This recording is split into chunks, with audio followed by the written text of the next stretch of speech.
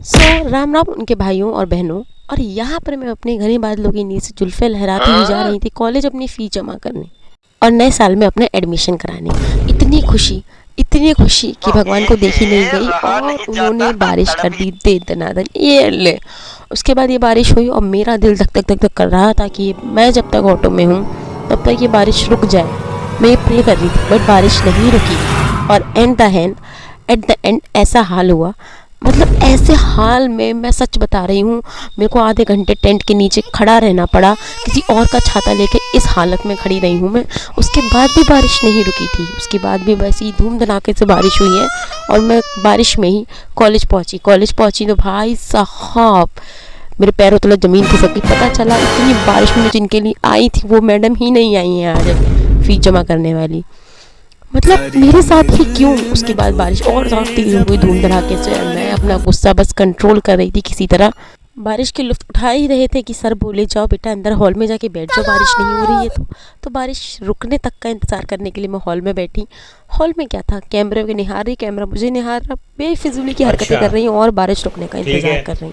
इसके अलावा मेरे पास कुछ ऑप्शन नहीं था। इसके बाद मैं अपने जूते निहारने लगी कि जूते तो बिगड़ गए हैं, मम्मी कितना डांटेंगे, मम्मी ने कल ही जूते धोए थे। ये सब मैं देख ही रही थी कि हमारे प्रिंसिपल मैडम आके बोलती हैं कि आओ बेटा फ़ीस जमा कर लेते हैं। तो एट द एंड फ़ीस जमा तो हो गई बट यहाँ पे बारिश रुकने का नाम ही नहीं ले रही थी। मैं जागे जा रही थी, मेरे को उम्मीद थी कि बारिश रुक जाए भाई, तो रुको, सिर्फ फ़ीस जमा हुई है भाइयों। अब भी मेरा एडमिशन नहीं हुआ है, एडमिशन के लिए मुझे दोबारा आना पड़ेगा क्योंकि वो मैडम ही नहीं आई जो फॉर्म निकाल के देती है एडमिशन के लिए। मैंने ये स्टेप उठाया और बाहर निकली देखने के लिए कि भाई बारिश के क्या हाल हैं। और हाल ऐसे थे कि मेरे हाल बेहाल हो गए क्योंकि मैं ऐसे बैठे रहने वाली नहीं थी, अंदर कितनी देर तक बैठे रहती। और ये देखो हमारे बारिश के हाल। भगवान भी बोलते हैं चल तेरा बजट नहीं है ना घूमने का, हम यहीं तेरे लिए स्विमिंग पूल बना देते हैं। और ऐसा स्विमिंग पूल की जिसमें तैरने का भी मन ना करे, झुमरी तलैया बना के भगवान बोले लो तैरो।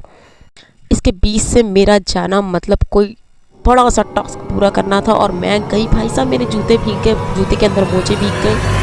जैसे तैसे यहाँ से निकली तो ये एनाकोंडा वाली सड़कें आ गई जहाँ पे एनाकोंडा कभी भी मिल सकते हैं। इन झाड़ियों के बीच से निकल के ऐसा लग रहा था पहाड़ों पर ट्रैकिंग कर रही हूँ। काश मैं मोदी जी को टैग कर सकती हूँ, बोलती प्लीज़ यहाँ की सड़कें ठीक कराइए सर। और यहाँ पे ऐसा निकली मैं, यहाँ पे बिल्कुल ऐसा वीरान सुनसान सा है। फिर मैंने कुछ खाने के लिए खाया। इस भाई की मुझे मैथ समझ नहीं आई, इन्हें बोला 50 की फुल प्लेट बिरयानी और 30 रुपये की हाफ प्लेट बिरयानी। मेरा सर चकराया, फिर भी तो मैंने खा लिया। इसने मेरे को प्लेट तो दे दी लेकिन इन्हें मेरे को बैठने की जगह नहीं दी। उसके पूछने में बोलता है कि बैठने की जगह तो है ही नहीं। जैसे तैसे खा पी के निकली और मेरे को ऐसी नींद आ रही, शायद नींद की दवा मिलाई होगी। अब बारिश भी रुक गई है, जैसे ही मैं ऑटो में बैठी हूँ बारिश भी रुक गई है और मुझे भयंकर नींद आ रही, जैसे तैसे गिरते पड़ते घर पहुँची हूँ।